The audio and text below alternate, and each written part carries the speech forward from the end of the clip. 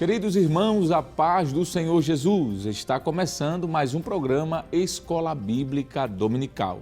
E nós estamos muito agradecidos a Deus pela sua companhia. Esperamos que a nossa programação seja de bênção, tanto para você, como também para os seus familiares e amigos. Hoje, estudaremos a 9ª lição desse trimestre com o tema O Reinado de Davi. Introduziremos esta lição aprendendo sobre o estabelecimento do reinado de Davi e os principais fatos que marcaram este reino. Destacaremos algumas lições práticas que podemos aprender sobre o exercício da monarquia davídica e, por fim, veremos as similaridades entre o reinado de Davi e o reinado messiânico de Cristo. Você deseja aprender um pouco mais sobre este importante assunto? Então, não saia daí. Este é o seu programa Escola Bíblica Dominical.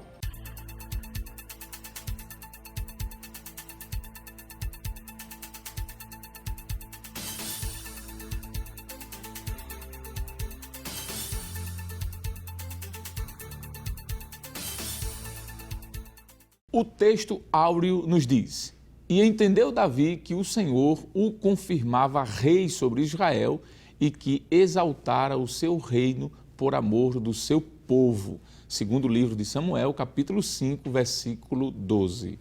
A verdade prática da nossa lição nos diz que a glória do reinado de Davi deve-se, antes de tudo, à boa mão de Deus que estava sobre ele.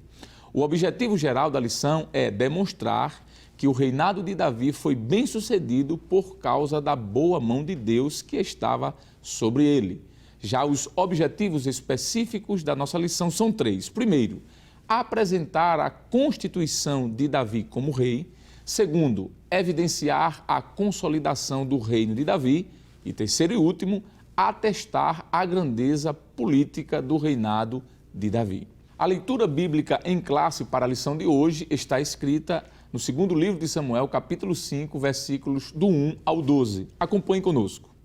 Então todas as tribos de Israel vieram a Davi, a Hebrom, e falaram dizendo: Eis-nos aqui, teus ossos e tua carne somos.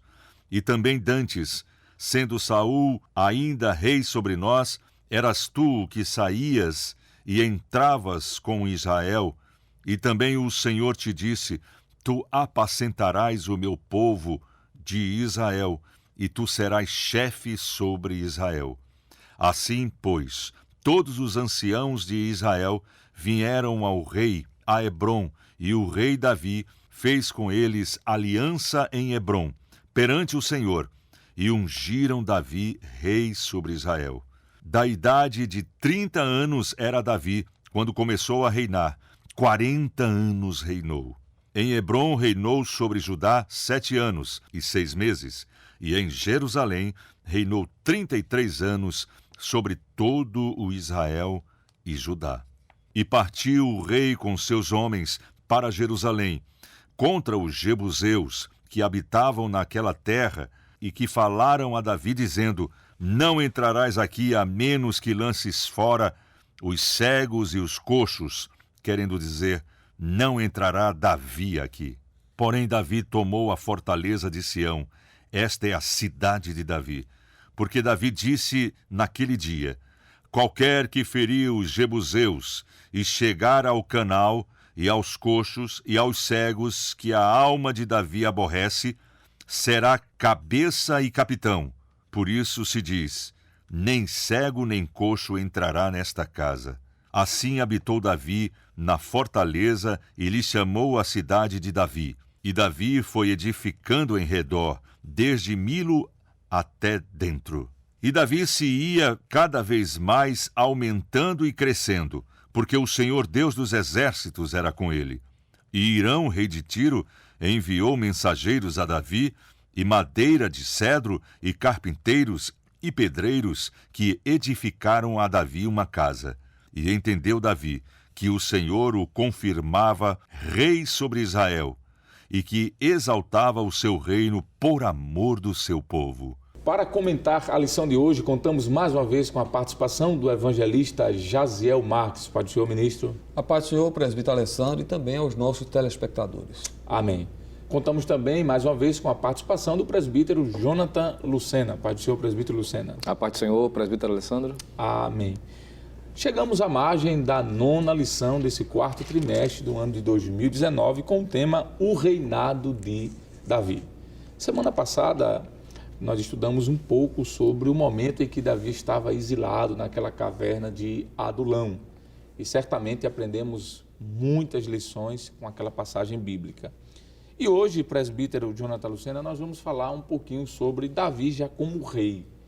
E quando nós olhamos para a narrativa bíblica, nós percebemos de que Davi sempre enfrentou grandes dificuldades.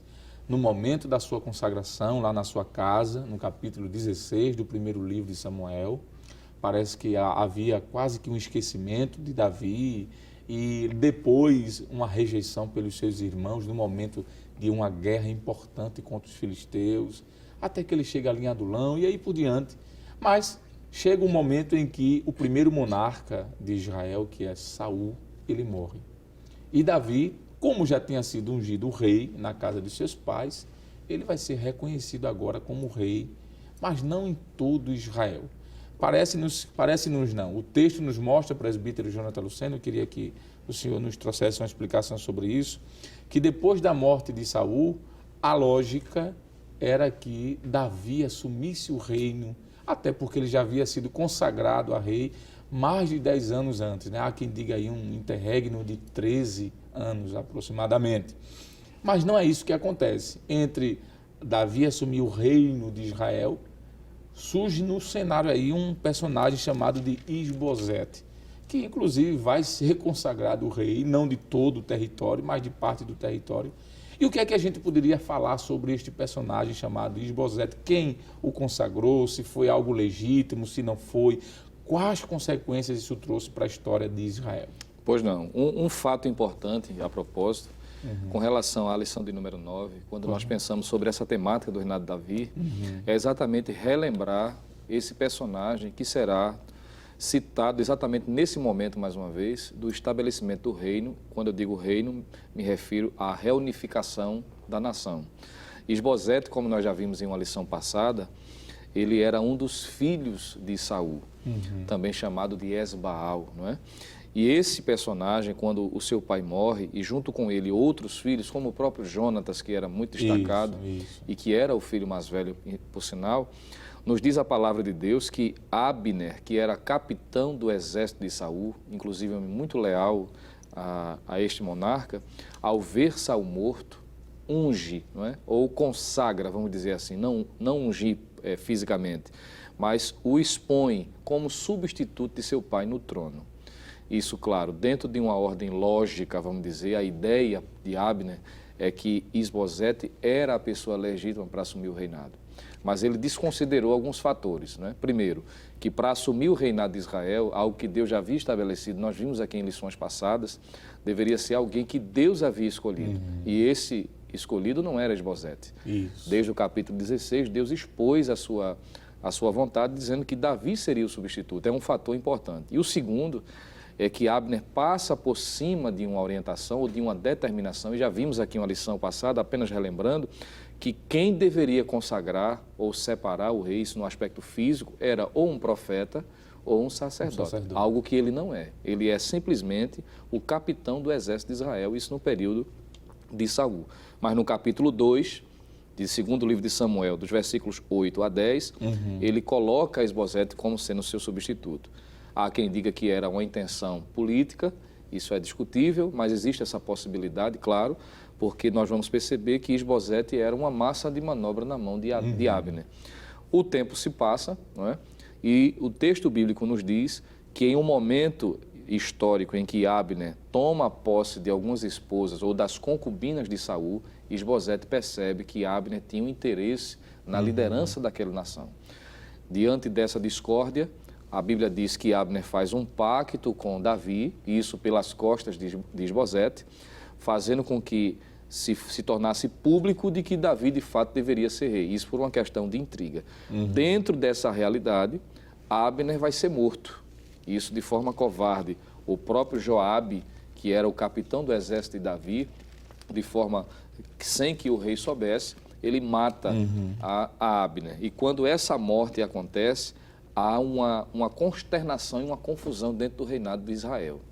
Porque todos sabiam que Abner era a cabeça pensante do reino. Ele não era só o capitão, mas era alguém que influenciava diretamente Isbosete. E uma vez que Abner havia morrido, o reino fica fragilizado. Tanto é que, se o senhor me permite, rapidamente, apenas para a gente se situar historicamente, o capítulo 4 do segundo livro de Samuel, versículo 1, diz que quando o filho de Saul, que é Isbosete, soube que Abner havia morrido em Hebrom, as mãos se lhe afrouxaram e todo Israel pasmou. Então é um momento aqui decisivo. Aquele que havia estado à frente do exército, que influenciava o rei, havia morrido. Todos sabiam da fragilidade da liderança de Isbosete. E o texto diz que exatamente dentro desse contexto da morte de Abner, 2 capitães das tropas fazem um plano de conspiração contra o próprio Isbosete.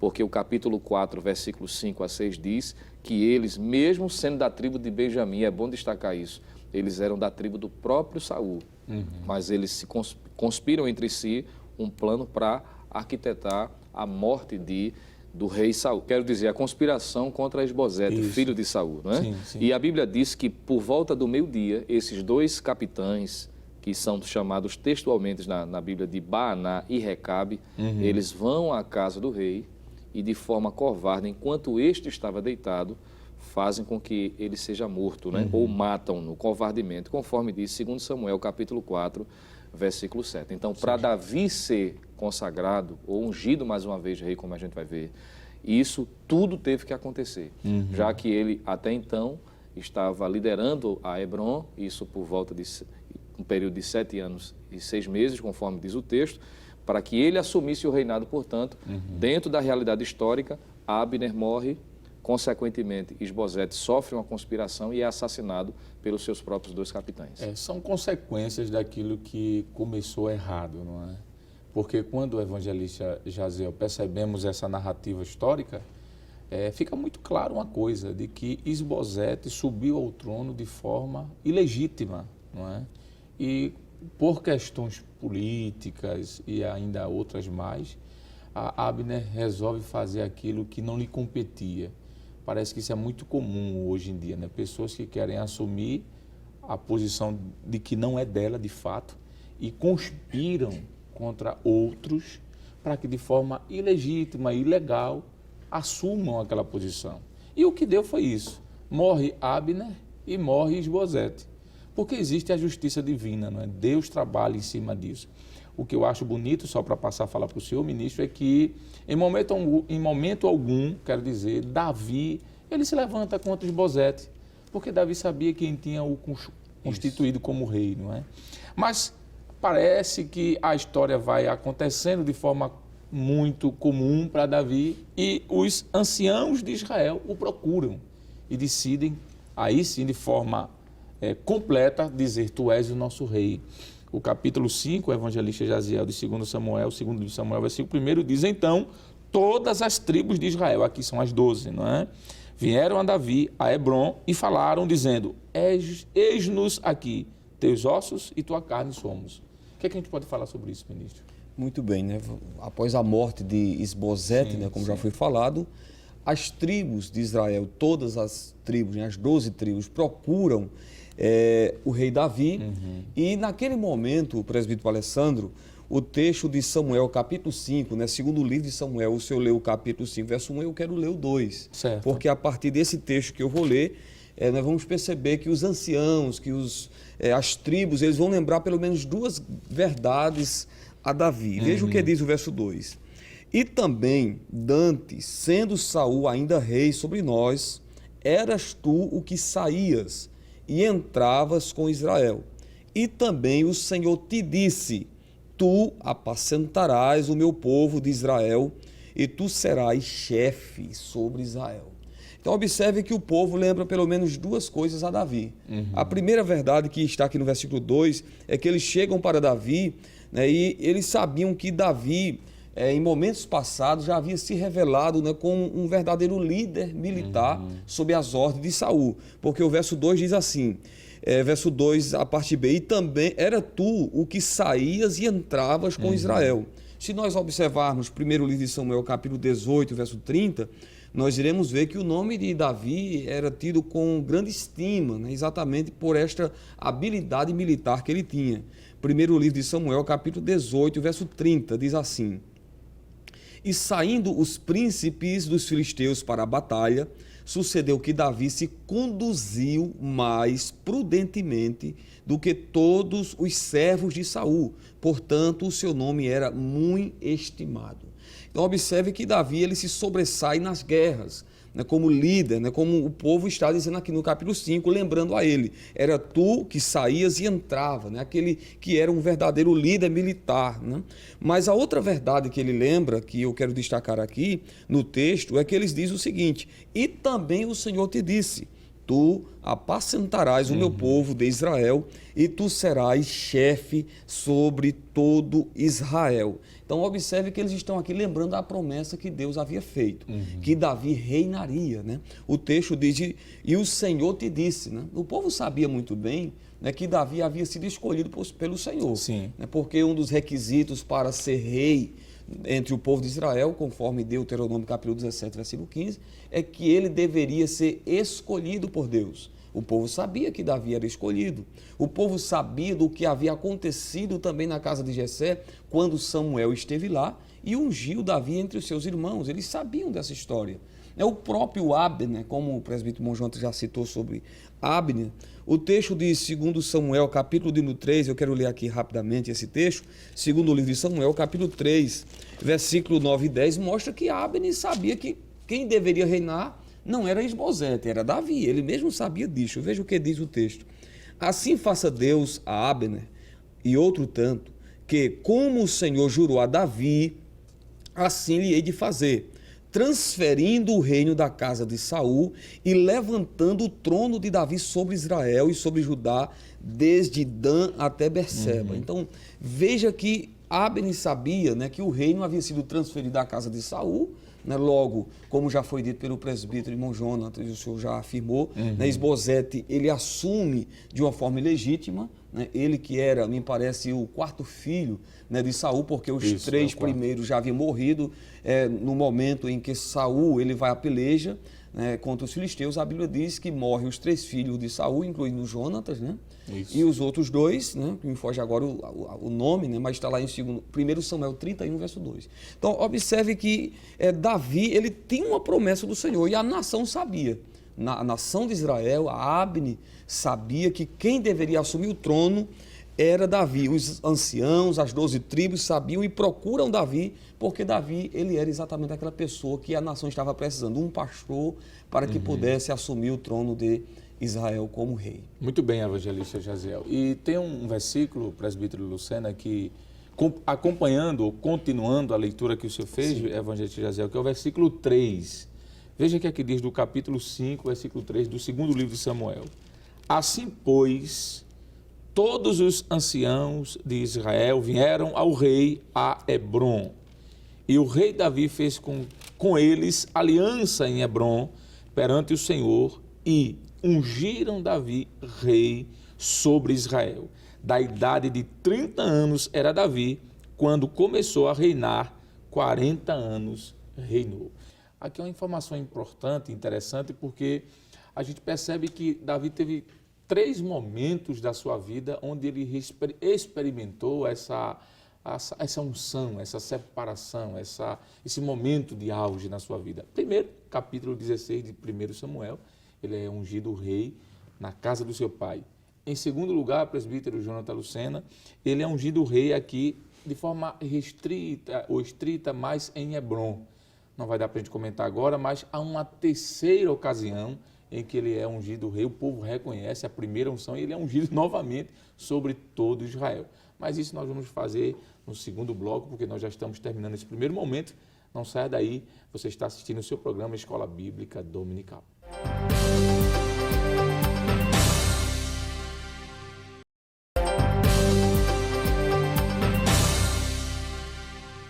Estamos de volta no seu programa Escola Bíblica Dominical. Hoje estamos estudando a nossa 9ª lição, que tem como título O Reinado de Davi.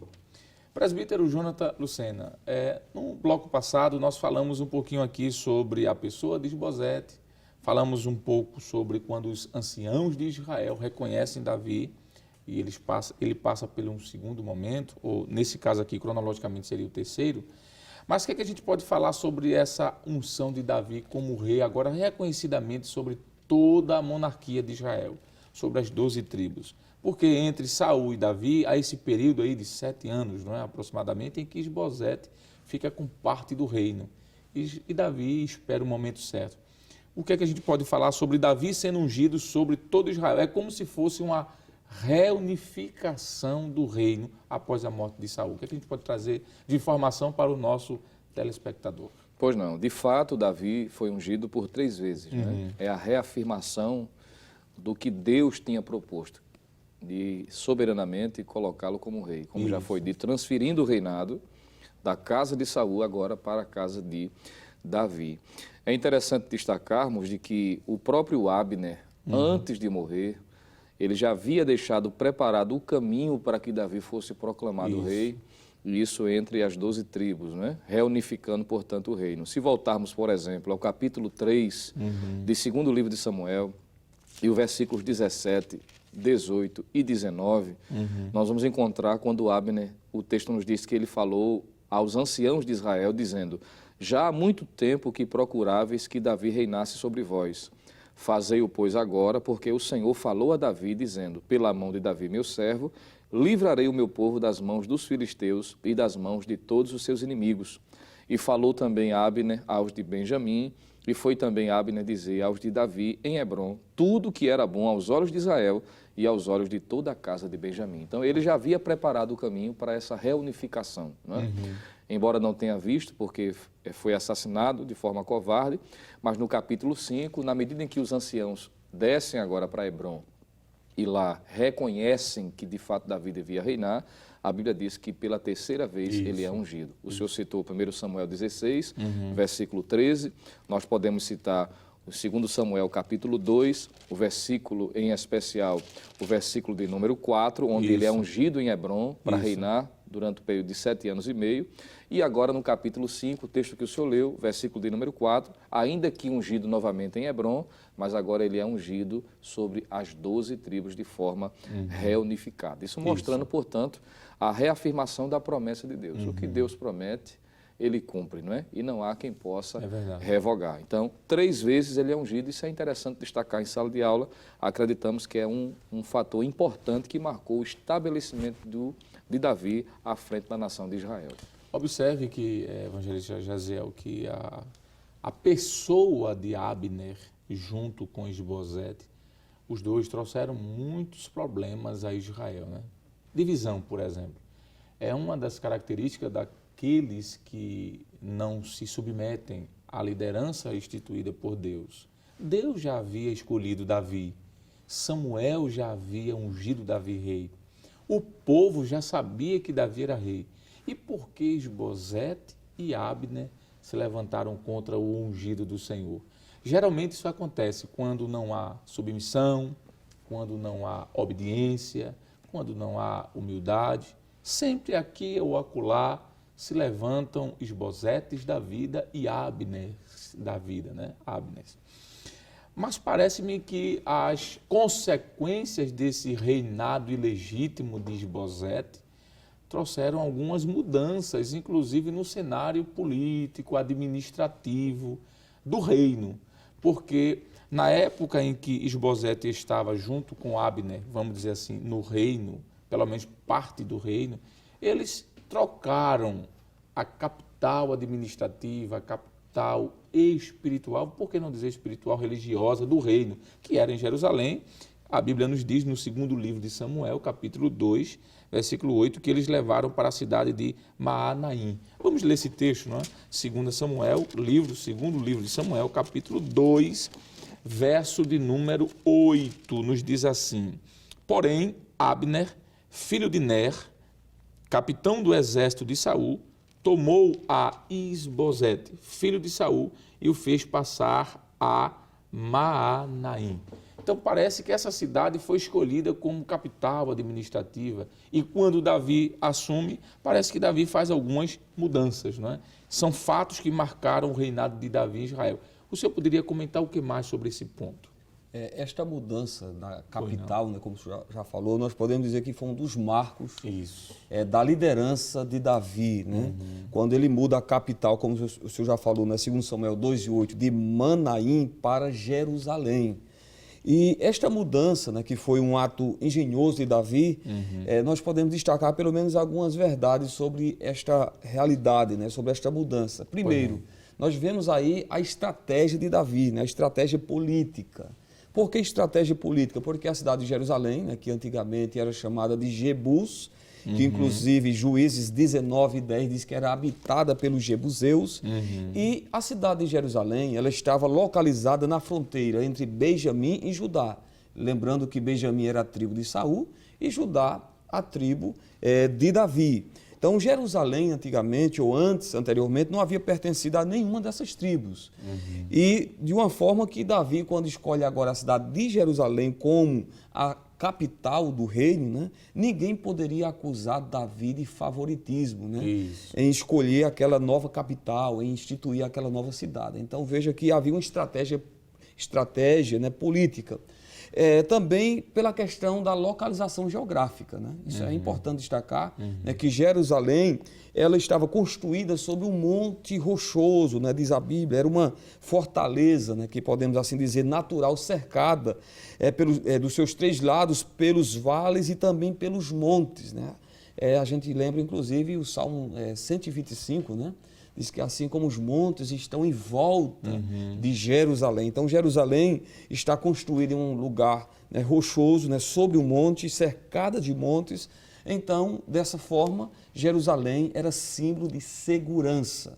Então, veja que geograficamente Jerusalém foi escolhida por Davi, né, porque tinha também essa questão da segurança. E que depois vai se tornar a cidade de Davi, onde ele vai habitar, né, vai estabelecer a sua moradia. Então, nós podemos dizer que a primeira atitude de Davi ao assumir o reino foi exatamente transferir para Jerusalém como sendo a capital do reino de Israel. Muito bem. Presbítero Jonathan Lucena, falando sobre esses fatos, né, que marcaram de forma definitiva o reinado de Davi, o evangelista Jaziel falou sobre a Jerusalém, a escolha da cidade de Jerusalém como capital do reino. Mas, além disso, a gente pode perceber que outros fatos marcaram a chamada de Davi, confirmaram que foi sua vitória, suas vitórias sobre os inimigos. O texto do 2º livro de Samuel, capítulo 5, versículo 10, diz assim, versículo 9, não é? Fica também muito bom. Assim habitou Davi na fortaleza e chamou a cidade de Davi. E Davi foi edificando em redor, desde Milo até dentro. E diz o versículo número 10. E Davi ia cada vez mais aumentando e crescendo, porque o Senhor Deus dos exércitos era com ele. Versículo 12. E entendeu Davi que o Senhor confirmara rei sobre Israel e que exaltara seu reino por amor do seu povo. Parece que essas vitórias contra os inimigos também marcaram Davi, confirmaram Davi como rei. Com certeza. Essa empreitada inicial de Davi em estabelecer Jerusalém como centro político, né, daquela nova etapa da história, e isso, com a ajuda de Deus, como o próprio texto que o senhor leu, foi um marco no início, né, do estabelecimento do reino dele. É um fato marcante de fato. No entanto, se o senhor me permite fazer aqui uma observação, o fato de Deus ter se feito presente na vida dele, fazendo já confirmar, já desde o início, desde a conquista de Jebus, né, dos jebuseus, a cidade de Jerusalém, portanto, é integrada à liderança daquela nação, nós encontramos que os filisteus se levantam contra Davi, de modo que o fato de Deus estar com ele não o isenta de enfrentar algumas dificuldades. Observe que o texto que o senhor acabou de ler diz que Deus o fez crescer, ele ia crescendo cada vez mais, e ele entende que isso não é produzido pela sua capacidade, ou não é resultado da sua competência política, vamos dizer, ou administrativa, mas havia uma ação de Deus sobre ele. Mas apesar da ação de Deus, confirmando o reinado de Davi, isso não isentou de enfrentar lutas, porque no capítulo 5, versículo de número 17, o texto bíblico diz o seguinte: ouvindo, pois, os filisteus que haviam ungido a Davi rei sobre Israel, todos os filisteus subiram em busca de Davi, o que, ouvindo Davi, desceu à fortaleza. Observe que, enquanto o reino estava dividido, os filisteus estavam quietos até então.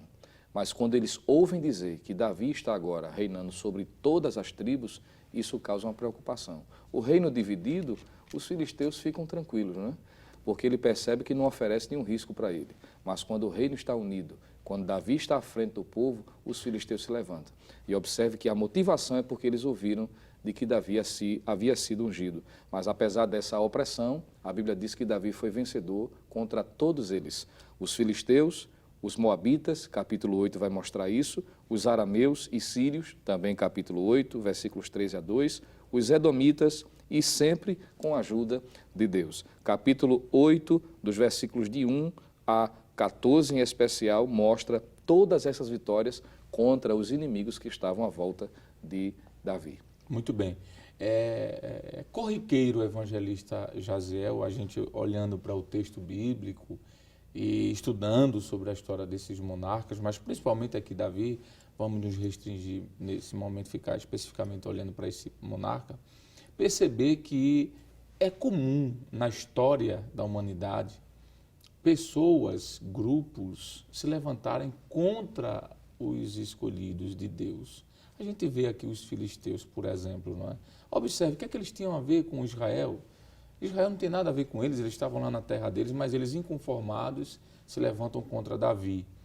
E o que eu acho bonito é porque no versículo de número 17, que foi o texto que o Senhor disse, diz que Davi, ouvindo, desceu a fortaleza. Há sempre uma fortaleza para o ungido do Senhor. E o versículo de número 19 diz assim: e Davi consultou ao Senhor, dizendo: subirei contra os filisteus? Que coisa diferente de Saul, não é? Muito diferente. Davi vai à fortaleza e consulta ao Senhor. Mas, evangelista Jaziel, ainda temos alguns minutos para esse segundo bloco concluir. E foi dito aqui dois marcos, duas ações de Davi que marcaram ele como rei de Israel, confirmando, não é? Primeiro, o estabelecimento da cidade de Jerusalém como capital de Israel, que até hoje Jerusalém é a cidade amada de Israel, não é? Segundo, foi falado aqui as grandes vitórias contra os inimigos, Deus confirmando que era com Davi. Mas há um terceiro fato que marca também esse chamado de Davi como rei, que é a Arca da Aliança, não é? Que havia desde aquele período do início do livro, que nós começamos a estudar aqui sobre Samuel, vimos ali a Arca da Aliança é levada, levam a Arca da Aliança para distante do povo de Israel, e passa anos, décadas, e Davi traz essa arca de volta. Isso também é um marco de que Davi, mostrando que Davi era o escolhido do Senhor. Com certeza, principalmente pela questão da restauração do culto, né, como o senhor já falou. E a Arca da Aliança, a gente vai observar no segundo livro de Samuel, capítulo 6, que essa transferência, né, da Arca aconteceu em dois estágios. Né? Primeiro, um estágio, né, o primeiro estágio que foi mal sucedido, e outro que obteve êxito. Né? Segundo o livro de Samuel, capítulo 6, versículo de 1 ao 11, nós vamos perceber que foi quando a arca ela é levada sobre um carro de boi, a Bíblia diz que era um carro novo, né? E a arca é colocada sobre aquele carro e é conduzido. Né? Só que a Bíblia nos diz, no capítulo 6, do segundo livro de Samuel, versículo 6, só para que possamos nos inteirar aqui do assunto, e chegando à eira de Nacon, estendeu Uzá a mão à arca de Deus e segurou-a, porque os bois a deixavam pender. Então a ira do Senhor se acendeu contra Uzá e Deus o feriu ali por esta imprudência e morreu ali junto à arca de Deus. Então nós vamos perceber que Davi está conduzindo a arca, mas de uma forma, primeiro, né, a gente deve observar que não era a forma correta, está sendo levada sobre um carro de boi. Segundo, acontece, né, que os bois tropeçam e diz a Bíblia que quando a arca vai pendendo, né, Uzá tenta segurar e Deus o fere também.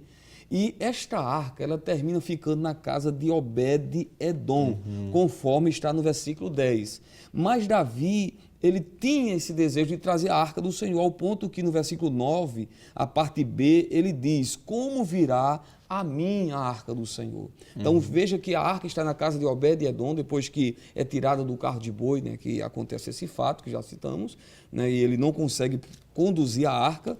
A bênção de Deus alcança a casa de Obed-Edom, né, porque a arca da aliança, ela representava primeiro duas coisas importantes para Israel. Primeiro, falava de proteção, de segurança e também da presença de Deus, que trazia alegria, trazia júbilo.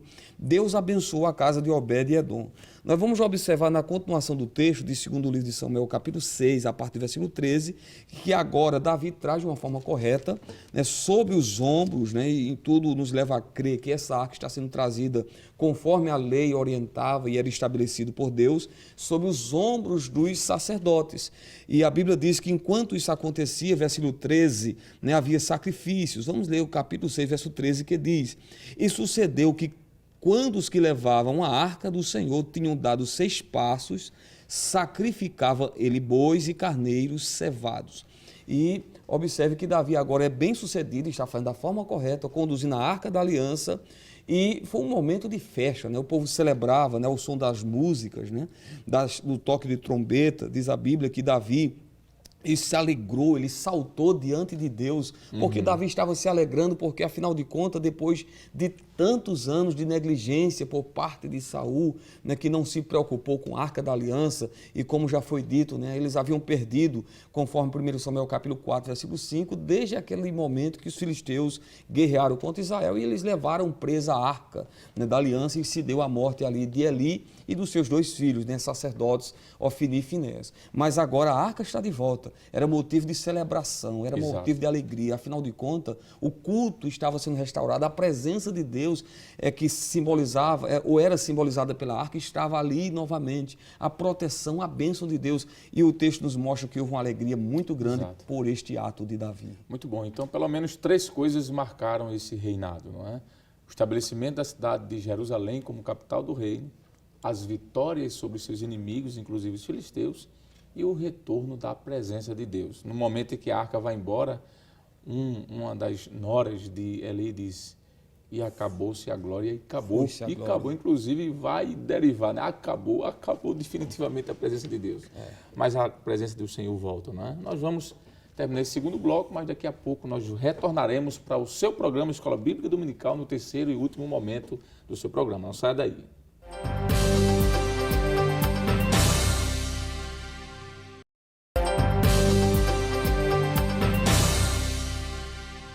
Queridos irmãos, estamos de volta no seu programa Escola Bíblica Dominical. Chegamos aqui ao terceiro momento, já estamos finalizando este comentário da lição, mas ainda temos muita coisa para falarmos.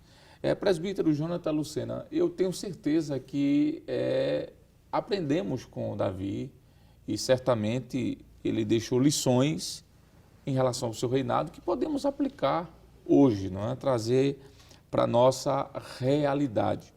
E a certeza que temos é de que Deus, na vida de Davi, cumpriu suas promessas.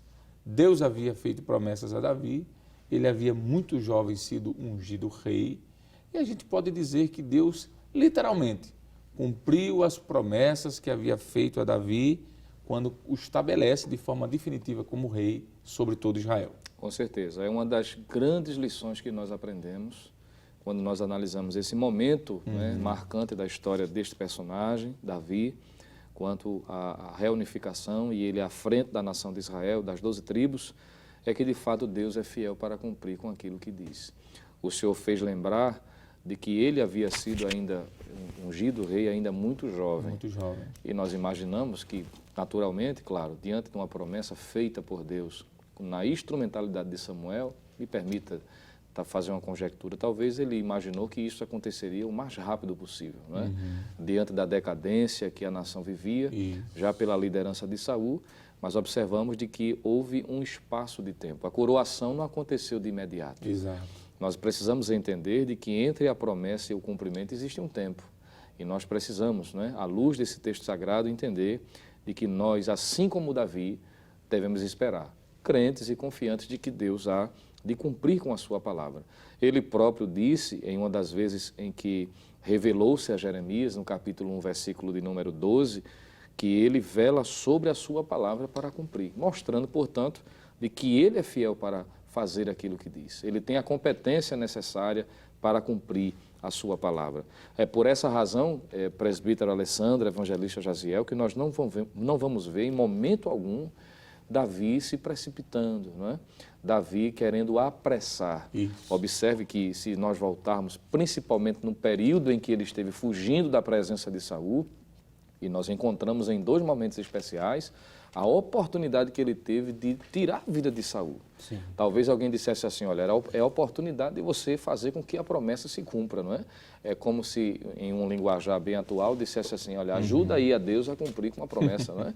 Mas ele entende que não poderia fazer tal coisa. Isso. Primeiro que seria um pecado contra Deus, porque mesmo Saul em desobediência, devido às suas fragilidades, mas ainda era o rei e deveria ser respeitado, ainda que haveria um tempo de Deus julgar por causa dos seus pecados, claro, obviamente. Mas ele mostra-se ciente de que é importante esperar as promessas do Senhor. Ele próprio vai dizer no Salmo 40, verso 1, e expressa a sua confiança, dizendo, esperei com paciência no Senhor. E ele se inclinou para mim e ouviu o seu clamor. A própria Bíblia diz de forma clara que Deus é fiel para cumprir com a sua palavra.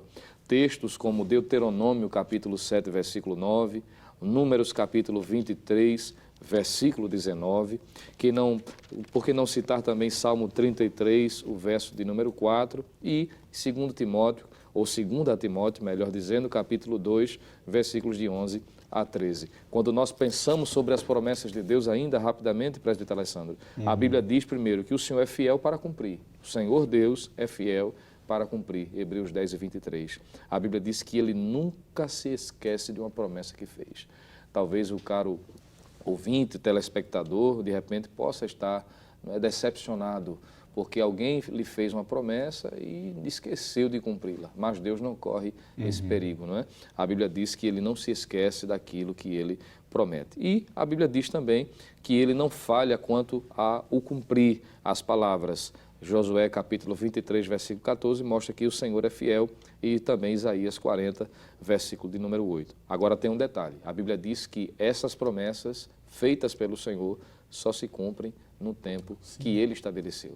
E aí é que, onde é que está o X da questão, né? Como nós dizemos aqui em Pernambuco, né? É que nós devemos entender de que Deus tem um tempo que ele próprio estabeleceu, até que se cumpra a sua promessa. Jeremias 33, versículo 14, Atos 7, 7 e Gálatas, capítulo 4, versículo de número 4. Muito bem, e o texto que o senhor citou, Salmos 40, verso 1, é muito bonito, porque ele diz, esperei com paciência. Porque tem pessoa que pode, existem pessoas, evangelista Jaziel, que podem esperar, mas impacientemente, não é? Isso. E isso é um problema.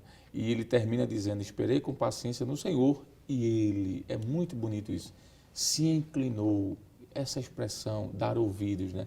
Se inclinou para mim e ouviu o meu clamor. Ele está dizendo, Deus sabe das minhas necessidades.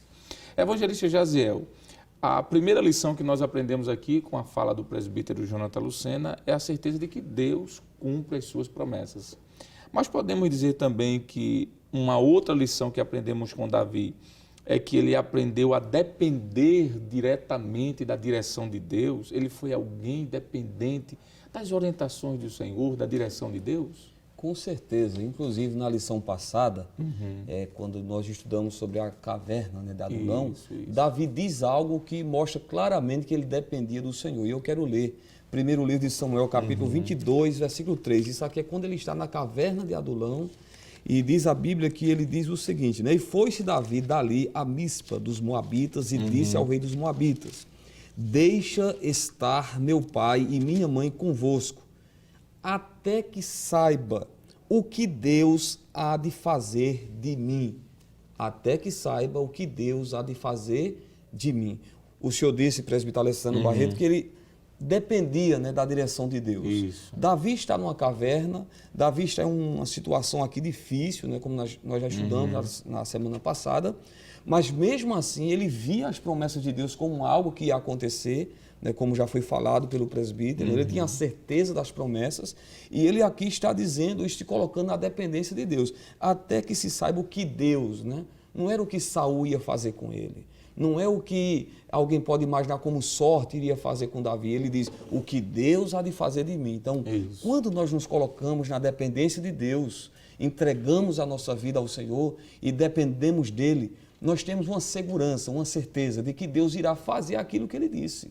E da forma que disse, né? Porque Deus, ele quando fala, e muitas vezes ele deixa detalhes, informações claras, e nas promessas de Deus, né? Tudo aquilo que Deus fala se cumpre fielmente, né? Deus é fiel em cumprir aquilo que ele diz. E Davi tinha essa certeza, né? Dependia do Senhor. E essa dependência de Davi para com Deus, ela é tão clara, presbítero Alessandro e presbítero Jonatas, que em várias ocasiões nós vamos encontrar Davi, antes de ir à guerra, consultar a Deus. O senhor já leu, segundo o livro de Samuel, capítulo 5, verso 19, eu quero voltar a ler somente esse texto. E Davi consultou o Senhor, dizendo, subirei contra os filisteus, entregar-mos-ás nas minhas mãos. E disse o Senhor a Davi, sobe, porque certamente entregarei os filisteus nas tuas mãos. Então note que esse texto mostra Davi consultando, procurando saber qual era a vontade de Deus. Se nós lermos também 1 Samuel 23, e 2 e o 4, primeiro livro de Samuel, capítulo 30, verso 8, segundo livro de Samuel, capítulo 2, verso 1, esses textos vão mostrar Davi sempre consultando ao Senhor. E só trazendo aqui uma informação importante também, Davi fazia isto antes de ser rei e depois que ele chegou ao trono. Por exemplo, segundo o livro, 1 Samuel 38, capítulo 30, verso 8, mostra ele consultando ao Senhor se ele deveria perseguir os amalequitas ou não, isto antes dele assumir o trono. Mas aqui Davi já era rei, né? Porque tem pessoas às vezes que buscam a direção de Deus, uma dependência do Senhor até certo momento. Mas Davi, mesmo na posição que ele estava, ele continuou se submetendo e dependendo da direção de Deus na sua vida. Muito bem, então pelo menos já duas coisas foram apontadas aqui. Lições que aprendemos com o reinado de Davi. Em primeiro lugar, a certeza de que Deus cumpre as suas promessas. Em primeiro lugar. Em segundo lugar, depender inteiramente do Senhor. Saber que a vitória vem do Senhor. Mas em terceiro lugar, presbítero Jonathan Lucena, é bom dizermos que o que nós aprendemos com Davi também é a questão da sua humildade. Davi, como rei, ele, mesmo sendo rei, ele soube atribuir a Deus as suas conquistas. Há um texto que eu gostaria de ler, que acho muito interessante, está no primeiro livro de Samuel, capítulo 18, versículos 5 e 6. Diz, e saía Davi aonde quer que Saul o enviava, e conduzia-se com prudência. Eu acho muito bonita essa expressão. Conduzia-se com prudência. E Saul o pôs sobre agente de guerra, e era aceito aos olhos de todo o povo e até aos olhos dos servos de Saul. Versículo 6. Sucedeu, porém, que vindo eles, quando Davi voltava de ferir os filisteus, as mulheres de todas as cidades de Israel saíram ao encontro do rei Saul, cantando em danças, com adufes, com alegria e com instrumento de música. O versículo de número 6, nós lemos. Agora os versículos de número 13 a 15 diz, pelo que Saul o desviou de si e o pôs por chefe de 1000. Veja que Davi tinha uma autoridade entre os homens. E saía e entrava dentro do povo. E Davi, versículo 14, e Davi se conduzia com prudência em todos os seus caminhos, e o Senhor era com ele. Vendo então Saul que tão prudentemente se conduzia, tinha receio dele. Então Davi tinha motivo para ser orgulhoso, eu ganhei, eu matei, eu venci, eu sou capitão de 1000, mas Davi foi humilde, presbítero Lucena. Com certeza, é um marco em toda a trajetória desse personagem. O senhor fez referência, por exemplo, antes de ele assumir o reinado, e ele já demonstrava humildade. Talvez alguém possa dizer assim, tem gente que começa também assim, bem humilde, não é? Até que se assuma uma responsabilidade maior, mas Davi faz totalmente o contrário. ele continua humilde em toda a trajetória da sua vida. E isso faz com que ele, de fato, receba de Deus aquele título, né? O homem segundo o meu coração. Porque a Bíblia diz, nesses textos que o senhor citou, de que ele era um instrumento para trazer vitória no meio das guerras. Isso era um reconhecimento público, conforme o senhor próprio destacou. Quando ele assume o reinado das 12 tribos, o nome dele se torna destacado, de modo que até os estrangeiros passam a saber o que é que Deus estava fazendo através do reinado dele. Isto está em 2 Samuel, capítulo 5, versículo de número 11. E o nome dele se torna ainda mais popular, porque no texto que o senhor leu, capítulo 18, se lermos, por exemplo, o versículo de número 30, o texto bíblico diz de que o seu nome era muito estimado no meio do povo. Tanto é que até uma musiquinha criaram para ele, né? Quando se fazia a comparação de que Davi, ou seja, Saul, vencia os seus milhares, mas Davi os seus 10 milhares, não é? Fazendo, portanto, com que o nome se tornasse destacado. Mas quando ele assume o reinado, ele continua nessa mesma humildade. Nós já vimos aqui que um dos fatores que marcaram o reinado de Davi foi a vitória contra os inimigos. E todas as vezes que ele vencia, ele sabia atribuir a Deus. Veja que ele começa humilde e ele permanece humilde. Isso pode ser visto em vários momentos da trajetória deste personagem, mas principalmente após assumir o reinado. 2 Samuel, capítulo 5, versículo 12 e o versículo de número 24. E se o senhor me permite, no 2 Samuel, capítulo 8 e o versículo de número 14, em um momento também de muita dificuldade que ele enfrentava alguns de seus inimigos, o texto bíblico diz assim, 2 Samuel 8 e 14, e pôs guarnições em Edom, em todo o Edom pôs guarnições, e todos os edomeus ficaram por servos de Davi, e o Senhor ajudava a Davi por onde quer que ia. Ele entendia que era Deus que fazia com que ele fosse vitorioso. A Bíblia diz, presbítero Alessandro, que nós devemos atribuir a Deus a glória que lhe é devida. 1 Crônicas 16, versículo 28, Isaías 42, versículo 8, 1 Coríntios 10 e 31, e por que não dizer Romanos 11 e 36. E o Salmo 115, verso 1 diz assim, não a nós, Senhor, não a nós, mas ao teu nome da glória, por amor da tua benignidade e da tua verdade. Então, um grande exemplo que Davi tem a nos dar também é que ele soube ser humilde e atribuir a Deus as suas conquistas. Evangelista Jaziel, nós temos aqui menos de um minuto, mas nesse mesmo de minuto, de uma forma bem rápida, como a gente chama aqui de ping-pong, parece-me que o reinado de Davi era uma tipologia, uma sombra, ou apontava melhor para o reinado de Cristo.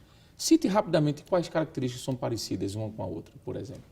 Jerusalém era a capital do reino, e a Bíblia diz que no reino de Cristo, no reino milenial, quando ele virá reinar, a capital será Jerusalém. No reino de Davi, a Bíblia diz que havia justiça, paz e alegria. E o reino de Cristo será também de justiça, paz e alegria.